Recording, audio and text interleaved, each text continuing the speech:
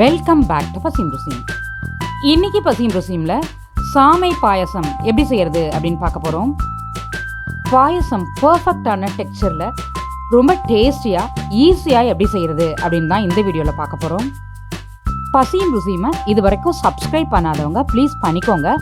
பக்கத்தில் இருக்க bell icon press பண்ணி ஆல் ஆப்ஷன் கொடுத்துக்கோங்க. வாங்க ரெசிபிக்குள்ளே போகலாம்.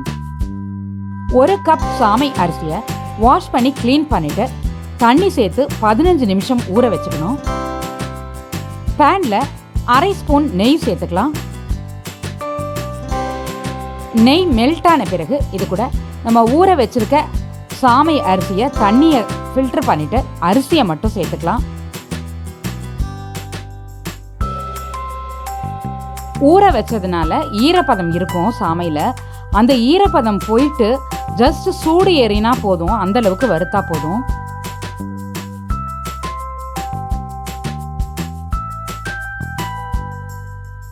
இது கூட நம்ம சாமை எந்த கப்பில் சேர்த்தோமோ அதே கப்பால் 3 கப் தண்ணி சேர்த்துக்கலாம். மிக்ஸ் பண்ணிவிட்டு க்ளோஸ் பண்ணி வெயிட் போட்டுக்கலாம். 3 விசில் விட்டு வேக வச்சுக்கலாம்.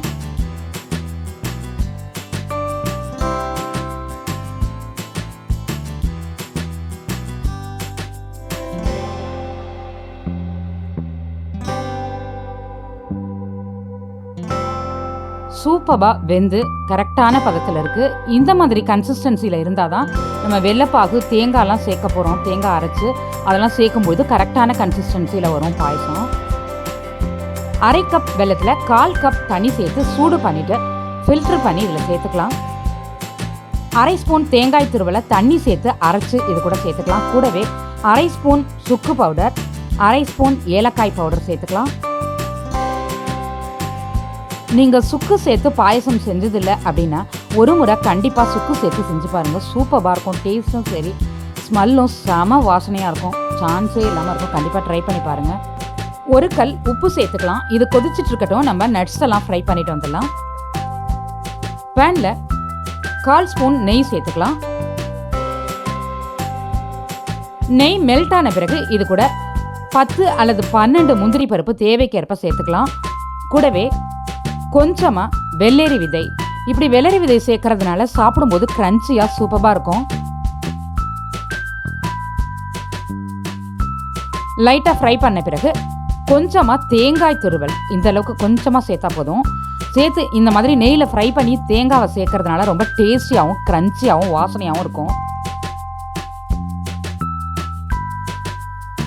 தேங்காய் பச்சை வாசம்லாம் போன பிறகு ஸ்டவ் ஆஃப் பண்ணிடலாம். இந்த பாயசம் ரெசிபி ஒரு வரப்பிரசாதம்னு சொல்லலாம். நிறைய விசேஷ நாட்களில் நம்ம வீட்டில் சாமிக்கு பிரசாதமாக இதை செய்வோம்.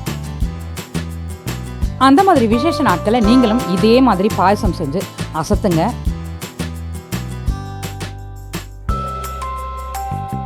இந்த வீடியோ உங்களுக்கு பிடிச்சிருந்தா லைக் பண்ணுங்க, ஷேர் பண்ணுங்க. இந்த வீடியோக்கு கீழே உங்களுடைய கருத்துக்களை பதிவிட மறந்துடாதீங்க. வணக்கம்.